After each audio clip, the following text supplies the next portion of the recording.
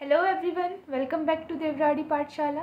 So guys, today topic of discussion is cardiovascular system previous year questions. ठीक है, part 8। तो जैसे कि आपको पता है हम कार्डियोवास्कुलर सिस्टम के प्रीवियस ईयर क्वेश्चंस को सॉल्व कर रहे हैं। ठीक है, लास्ट वीडियो में भी मैंने आपको पार्ट 7 में भी मैंने आपको प्रीवियस ईयर क्वेश्चंस करवाए थे और इस वीडियो में भी आपको प्रीवियस ईयर क्वेश्चंस को कंप्लीट करा दूंगी और ये लास्ट वीडियो है इसका। इसके बाद आपका जो है वो जो हमारा जो कार्डियोवास्कुलर सिस्टम है वो पूरा का पूरा कंप्लीट हो जाएगा। किसी ने अगर नहीं पढ़ा है तो मेरी सारी वीडियोस देख लेना, लिंक आपको डिस्क्रिप्शन बॉक्स में मिल जाएगा, प्लेलिस्ट का लिंक, जिसमें मैंने आपको डिटेल में कार्डियोवास्कुलर सिस्टम पढ़ाया हुआ है। टोटल हमारे 8 पार्ट्स में मैंने आपको पढ़ाया हुआ है। सो ये टॉपिक है unit number 7 system physiology animal से। ये टॉपिक बहुत ही ज़्यादा इंपॉर्टेंट है जो भी स्टूडेंट प्रिपेयर कर रहे हैं CSIR NET, GATE, ICMR, DBT JRF के लिए, साथ ही साथ MSc एंड BSc स्टूडेंट्स के लिए भी ये टॉपिक इंपॉर्टेंट रहेगा। ठीक है गाइज, तो वीडियो को एंड तक ज़रूर देखें, वीडियो को लाइक और चैनल को सब्सक्राइब करना ना भूलें, साथ ही साथ अपने दोस्तों के साथ में भी शेयर करें। सो नेक्स्ट चलते हैं। तो ये है आज का सबसे पहला क्वेश्चन। ठीक है, सो जैसे कि आपको पता है आधे क्वेश्चंस मैंने आपको लास्ट वीडियो में बता दिए थे, अब आधे क्वेश्चंस हम इन वीडियोज़ में करेंगे जिससे कि हमारा फिर कंप्लीट हो जाएगा। ठीक है, तो ये क्वेश्चन जो है आपका CSIR नेट 2017 दिसंबर में पूछा गया है। क्वेश्चन क्या है, the pacemaker cells of sinoatrial node SA node are inhibited by the stimulation of vagus nerve. The probable mechanism of this inhibition is stated as follows. तो जैसे कि मैंने आपको बताया था कि SA नोड की एक्टिविटी को कौन कौन रेगुलेट करते हैं, sympathetic and parasympathetic nervous system दोनों रेगुलेट करते हैं। ये मैंने आपको क्लास में पढ़ाया हुआ था। तो जो सिंपैथेटिक नर्वस सिस्टम है वो क्या करता था, जो हमारा जो SA नोड की एक्टिविटी है उसको इंक्रीज करता है, जबकि जो हमारा पैरासिम्पैथेटिक नर्वस सिस्टम है वो हमारी SA नोड की एक्टिविटी को डिक्रीज करता है। तो इन दोनों का बैलेंस बना रहता है जिससे कि हमारा जो हार्ट रेट है वो मेंटेन रहता है। ठीक है, तो आपको यहाँ पे कुछ स्टेटमेंट दी गई हैं, आपको करेक्ट स्टेटमेंट यहाँ पे बतानी है। अब वेगस नर्व कौन सी है, कहाँ से निकलती है वेगस नर्व? वेगस नर्व हमारी पैरासिम्पैथेटिक नर्वस सिस्टम से निकलती है जो कि हमारे SA नोड की एक्टिविटी को क्या करता है, इनहिबिट करता है। ठीक है, तो मैंने आपको क्लास में पढ़ाया हुआ था, ये सिंपैथेटिक नर्वस सिस्टम है, ये पैरासिम्पैथेटिक नर्वस सिस्टम है। वेगस नर्व को हम वेगल नर्व भी बोलते हैं, जिसका कि मेन जो नर्व होती है सिंपैथेटिक नर्वस सिस्टम की। ठीक है, इन दोनों का एक्शन ऑफ मैकेनिज्म में मैंने आपको बताया था कि कैसे ये SA नोड की एक्टिविटी को इंक्रीज करता है और ये कैसे डिक्रीज करता है। यहाँ पे मैंने आपको बताया था कि जो सिंपैथेटिक नर्वस सिस्टम होती है वो इपिनेफ्रिन या नॉर इपिनेफ्रिन को रिलीज करता है जो कि बीटा एंडरजेनिक रिसेप्टर पे बाइंड करता है। बीटा एंडरजेनिक रिसेप्टर पे बाइंड करने से एडिनाइलेट साइक्लेज की एक्टिविटी, जो एंजाइम है एडिनाइलेट साइक्लेज, उसकी एक्टिविटी इंक्रीज हो जाती है जिससे कि वो CMP का प्रोडक्शन करता है। एडिनाइलेट साइक्लेज क्या बनाता है, CMP बनाता है। CMP जब इंक्रीज होता है तो यहाँ पे हार्ट रेट भी इंक्रीज हो जाता है और जो हार्ट रेट है वो आपका फास्ट हो जाता है। ठीक है, जबकि आप पैरासिम्पैथेटिक नर्वस सिस्टम को देखोगे जहाँ पे कि वेगल नर्व्स काम करती है, यहाँ पर क्या होता है, एसिटाइलकोलिन ये रिलीज करती है, ये बाइंड करती है म्यूस्कारिन रिसेप्टर पे। ये सारा जो रिसेप्टर है ये G प्रोटीन कपल्ड रिसेप्टर है, ये भी मैंने आपको सेल सिग्नलिंग में पढ़ाया हुआ था फ्री में। ठीक है, कि G प्रोटीन कपल्ड रिसेप्टर कैसे काम करते हैं, ये G प्रोटीन कपल्ड रिसेप्टर है जो हम सेल सिग्नलिंग में पढ़ते हैं। तो एसिटाइलकोलिन जब बाइंड करता है तो ये इस रिसेप्टर का नाम होता है म्यूस्कारिन रिसेप्टर। म्यूस्कारिन रिसेप्टर से ये एडिनाइलेट साइक्लेज की जो एक्टिविटी हो भी रही होती है उसे भी इनहिबिट कर देते हैं जिससे कि CMP का प्रोडक्शन जो है वो ऑटोमेटिकली डिक्रीज हो जाता है। जब CMP का प्रोडक्शन डिक्रीज होता है तो ऑटोमेटिकली हमारा हार्ट रेट भी डिक्रीज हो जाता है। इतनी बात मैंने आपको क्लास में बताई थी। अब जब ये CMP का प्रोडक्शन डिक्रीज होता है तो इसके क्या क्या ड्रॉबैक्स होते हैं, किसकी वजह से जो है हमारा जो हार्ट रेट है वो डिक्रीज हो जाती है, SA नोड की एक्टिविटी डिक्रीज हो जाती है, क्योंकि जब CMP का प्रोडक्शन लो होता है तो हमारे पोटेशियम चैनल्स फालतू में खुल जाते हैं। जो पोटेशियम चैनल है वो खुल जाते हैं जिससे कि पोटेशियम बाहर जाने लग जाता है सेल से। जब पोटेशियम बाहर जाएगा सेल से तो जो सेल जो मोस्ट ऑफ द टाइम जो है, ज़्यादातर टाइम जो है हाइपरपोलराइज स्टेट में रहेगी। अब जब तक हाइपरपोलराइज स्टेट में है तब तक तो एक्शन पोटेंशियल जनरेट नहीं होता है। हमने पढ़ा था ऐसे नोड कैसे काम करते हैं, कैसे उसमें पोटेंशियल जनरेट होता है। जब तक थ्रेशोल्ड पोटेंशियल पे नहीं गया पोटेंशियल तब तक एक्शन पोटेंशियल जनरेट नहीं होता है। ठीक है, तो अगर हाइपरपोलराइज्ड कोई चीज़ कर रही है, किसी की वजह से हाइपरपोलराइजेशन हो रहा है आपके सेल में, तो ऑब्वियस सी बात है वो आपके SA नोड की एक्टिविटी को डिक्रीज कर रहा है। ठीक है, डिक्रीज कर रहा है जिससे कि हमारा SA नोड जो है वो फिर उसकी जो रेट जो हमारा है वो कम हो जाता है ऐसे नोड की एक्टिविटी। ठीक है, तो जब भी हाइपरपोलराइजेशन यानी पोटेशियम चैनल को कोई खोले, हाइपरपोलराइजेशन में सेल को रखे, तो उसकी एक्टिविटी जो है वो डिक्रीज होने लग जाती है। तो अब आप स्टेटमेंट पढ़ लेते हैं। अब आपको थोड़ा बहुत आइडिया हो गया होगा, वैसे क्लास में भी मैंने आपको बताया था। सबसे पहला है जो acetyl choline regulated potassium channels हैं वो एक्टिवेट हो जाते हैं। जो पोटेशियम चैनल है मैंने आपको बताया था, पोटेशियम चैनल्स जब एक्टिवेट हो जाते हैं, जब भी पोटेशियम चैनल एक्टिवेट होते हैं तो ये मेम्ब्रेन को क्या कर देते हैं, हाइपरपोलराइज्ड। हाइपरपोलराइज से एक्शन पोटेंशियल जल्दी जनरेट नहीं होता है, एक्शन पोटेंशियल फिर लेट में जनरेट होता है। ठीक है, तो हाइपरपोलराइज स्टेट में कर देंगे तो ये बात बिल्कुल सही है, यही हमारी वेगस नर्व करती है। नेक्स्ट है the outward potassium causes hyperpolarization of the pacemaker cell. वही वाली बात है कि अगर पोटेशियम चैनल खुल जाएंगे तो पोटेशियम चैनल क्या हो जाएंगे, सेल से बाहर जाना स्टार्ट हो जाएंगे। जब पॉजिटिव चार्ज सेल से बाहर जाएगा तो मेम्ब्रेन कैसी हो जाएगी, हाइपरपोलराइज स्टेट में आ जाएगी, यानी मोर नेगेटिव स्टेज में आ जाएगी। फॉर एग्जाम्पल नॉर्मल जो मेम्ब्रेन पोटेंशियल है वो -70 मिलीवोल्ट है, तो अगर पोटेशियम चैनल्स खुल गए तो जो हमारा मेम्ब्रेन पोटेंशियल है वो -80 मिलीवोल्ट में चले जाएगा, यानी मोर नेगेटिव में चले जाएगा। ठीक है, तो ये बात भी बिल्कुल सही है, ये भी बिल्कुल ट्रू है, इसमें भी किसी को कोई दिक्कत नहीं होनी चाहिए। नेक्स्ट थर्ड वाला है जो इनवर्ड है, the inward funny current of pacemaker potential is increase. जो फनी करंट है, इनवर्ड फनी करंट है पेसमेकर पोटेंशियल, वो इंक्रीज हो जाएगा। नहीं, दिस इज रॉन्ग, ऐसा कुछ नहीं होता है। नेक्स्ट है द इंक्रीज इंट्रासेलुलर CMP। जो CMP है बोला वो इंक्रीज हो जाएगा, बिल्कुल भी नहीं। मैंने आपको बताया था CMP जो है वेगस नर्व क्या करती है, CMP को डिक्रीज करती है। हमारी CMP डिक्रीज हो जाती है, that's why heart rate decrease होता है। इंक्रीज किस केस में होता है, सिंपैथेटिक नर्वस सिस्टम के केस में हमारा इंक्रीज होता है।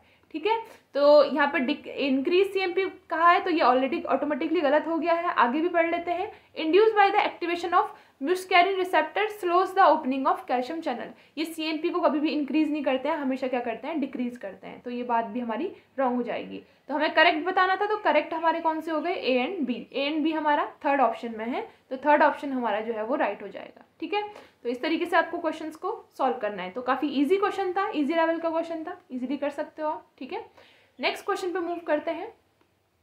ओके, नेक्स्ट है यहाँ पे दिया हुआ है आपको, action potential were recorded intracellularly from different parts of the mammalian heart. Mammalian heart का ये एक्शन पोटेंशियल है, and these are shown below, which one of the following being recorded in from sinoatrial node. आपको बताना है कि ऐसे node से हम कौन सा ग्राफ ड्राइव करते हैं। बताओ कितना इजी क्वेश्चन आपको पूछा गया है। ऐसे नोड से कैसा ग्राफ हमें मिलता है, अभी मैंने आपको पढ़ाया था, यहाँ पे भी होगा शायद डायग्राम, हाँ ये है। कैसा, ऐसा वाला ग्राफ मिलता है ना ऐसे नोड की एक्टिविटी से। ठीक है, जहाँ पे इतने 4 टाइप के चैनल्स खुलते हैं, है ना, इस तरीके का ग्राफ ये है आपका ऐसे नोड का ग्राफ, इस तरीके का ग्राफ देखने को मिलता है।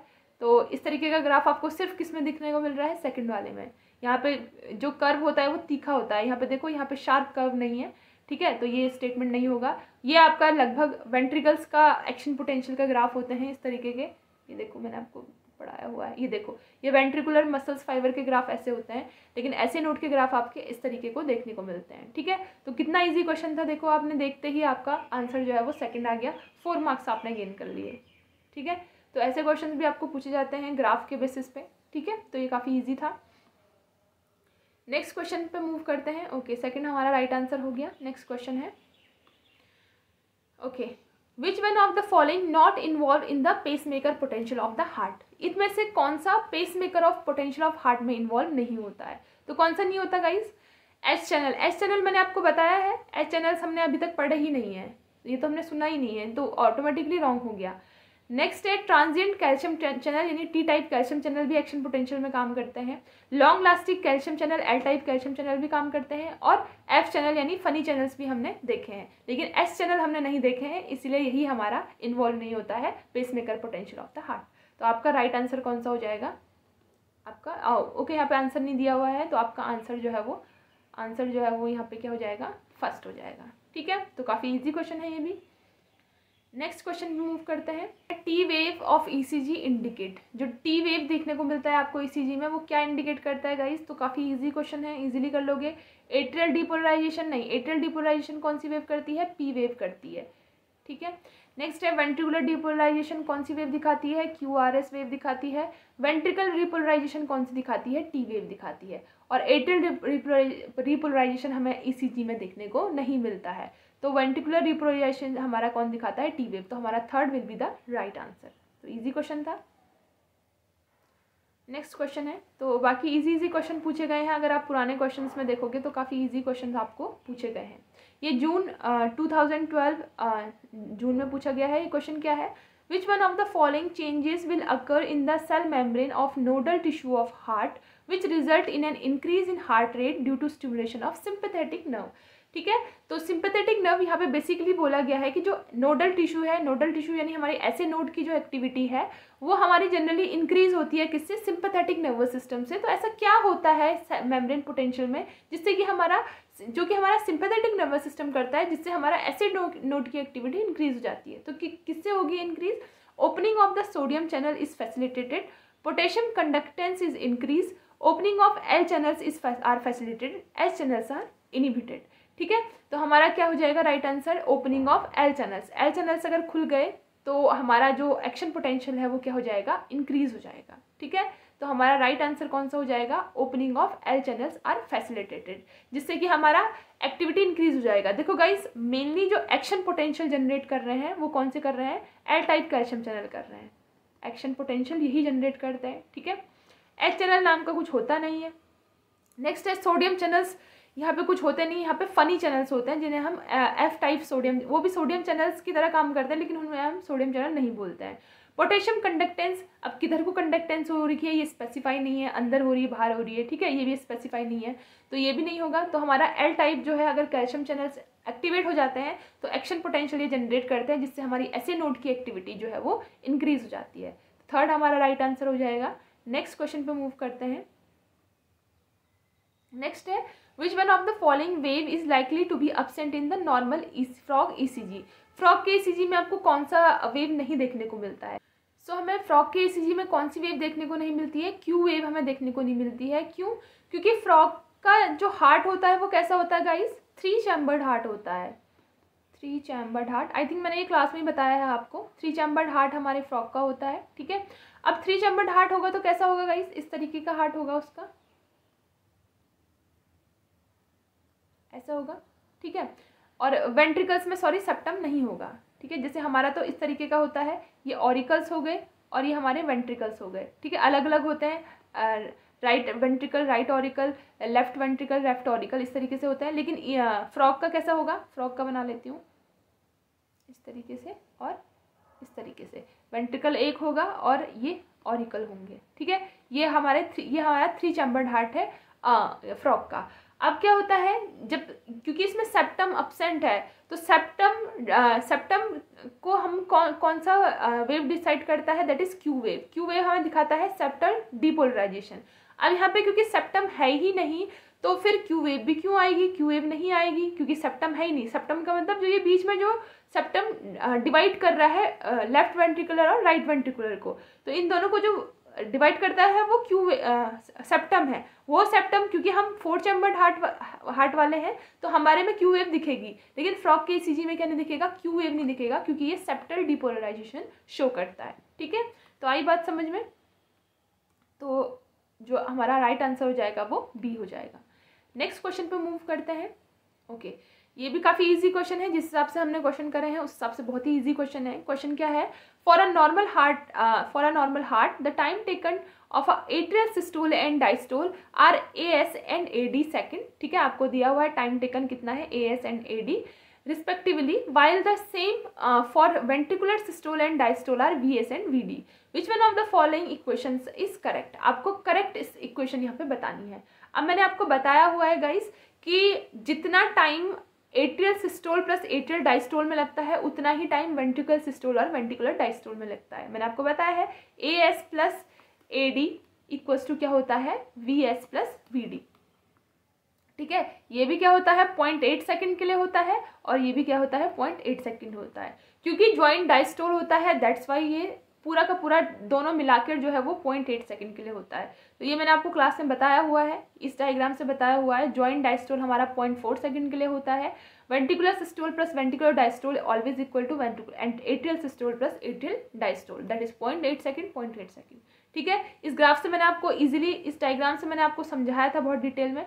ठीक है, कि जैसे वेंट्रिकल सिर्फ एट्रियम सिर्फ जो है आपका 0.1 सेकंड के लिए सिस्टोल करती है, बाकी 0.76 सेकंड के लिए वो क्या करती है, डायस्टोल करती है, जबकि वेंट्रिकल्स आपका 0.3 सेकंड के लिए सिस्टोल करता है और डायस्टोल वो 0.5 सेकंड के लिए करता है। ठीक है, तो क्योंकि यहाँ पे जॉइंट डायस्टोल होता है, यहाँ पे 0.4 सेकंड का जॉइंट डायस्टोल होता है, जिससे कि दोनों का जो सिस्टोल प्लस डायस्टोल है दोनों का इक्वल टाइमिंग लेता है। ठीक है, तो ये क्वेश्चन काफ़ी इजी था। तो atrial systole plus atrial diastole equals to ventricular systole plus ventricle diastole.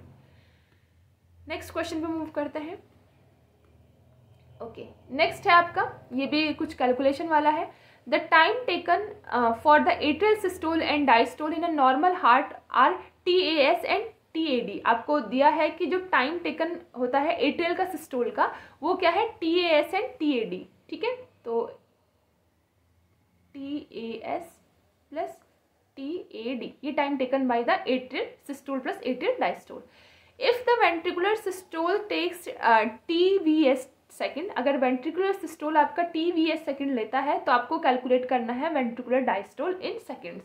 तो वेंट्रिकुलर डायस्टोल कैसे निकालोगे, तो जैसे आपको पता है कि ventricular atrial systole plus atrial diastole का जो टाइम होता है वो इक्वल होता है ventricular systole plus ventricular diastole, उसके इक्वल होता है। ठीक है, ventricular systole plus ventricular diastole सबका दोनों का टाइम एक ही जैसे होता है, इक्वल होता है। हमें क्या निकालना है, वेंट्रिकुलर डायस्टोल निकालना है, यानी ये निकालना है। तो इसको अकेला कर देंगे तो क्या आ जाएगा, वेंट्रिकुलर डायस्टोल इक्वल्स टू कितना आ जाएगा, atrial systole plus atrial diastole minus, इसमें से पूरा का पूरा माइनस कौन सा हो जाएगा, वेंट्रिकुलर सिस्टोल। क्योंकि अगर कोई चीज़ आप इधर प्लस में थी और अगर आप इक्वल्स टू के उधर ले जाओगे तो वो ऑटोमेटिकली किस में आ जाएगी, माइनस में आ जाएगी।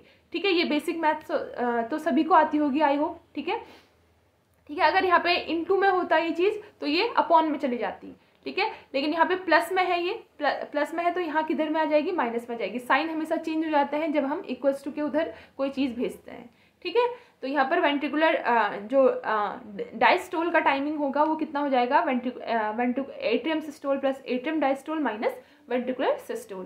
तो आपका ऐसा कोई ऑप्शन देखने को मिल रहा है, तो ये है ventricular atrium systole atrium diastole minus ventricular systole. बिल्कुल सही है, पहला ही स्टेटमेंट सही है। बाकी इसमें बीच में माइनस है, ये गलत है। इसमें भी बीच में माइनस है, ये गलत है। इसमें इनटू में आ गया, ये गलत है। तो ए हमारा जो है वो ऑटोमेटिकली सही आंसर हो जाएगा। ठीक है, तो ये बेसिक मैथ्स आई होप कि सभी लोगों ने 10th तक मैथ्स पढ़ी होगी और 10th तक मैथ्स वाले स्टूडेंट को इजीली जो है इतना मैथ्स आता होगा। ठीक है, बाकी किसी को कोई भी तरीके का डाउट होता है, छोटा मोटा कोई भी डाउट होता है तो आप लोग पूछ सकते हो, टेलीग्राम चैनल पे पूछ सकते हो, कमेंट बॉक्स में पूछ सकते हो, चाहे तो ईमेल बॉक्स में पूछ सकते हो। ठीक है, तो जहाँ आपकी मर्जी है आप पूछिए, बस अपनी प्रिपरेशन को अच्छी बनाए रखें, प्रिपरेशन में थोड़ी भी कमी नहीं होनी चाहिए। ठीक है, और हमारा हार्ट जो है अब कंप्लीट हो गया है, यानी कार्डियोवास्कुलर सिस्टम हमने कंप्लीट कर लिया है। ठीक है, अगर कोई टॉपिक पढ़ना होगा नेक्स्ट मैं देखती हूँ कि सेल बायोलॉजी आपको कंप्लीट करा दूँ यूट्यूब पे। ठीक है, क्योंकि सेल बायोलॉजी से काफ़ी क्वेश्चंस भी पूछे जाते हैं, साथ ही साथ मैंने काफ़ी अच्छे से पहले भी अनअकैडमी में पढ़ाया हुआ है, तो मैं सोच रही हूँ यूट्यूब पे भी मैं एक बार पढ़ा दूँ ताकि बच्चों को कोई भी दिक्कत नहीं आए। ठीक है, सो गाइस फिर मिलते हैं नेक्स्ट वीडियो में, तब तक के लिए टेक केयर, बाय बाय।